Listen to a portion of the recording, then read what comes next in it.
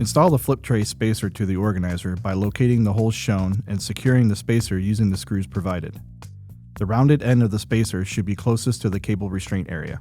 Install the flip tray tower onto the spacer by sliding it into the slots on the spacer.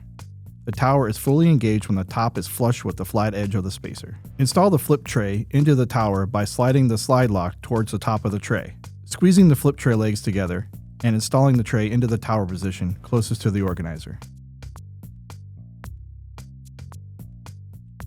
To rotate the flip trays down, push the slide lock up towards the tray and flip the trays down. The flip trays can be locked into position by pushing the slide lock back towards the spacer once down.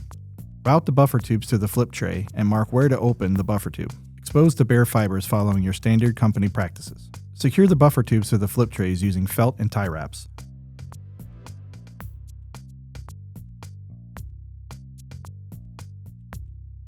Route the bare fibers on the flip tray and reinstall the tray cover.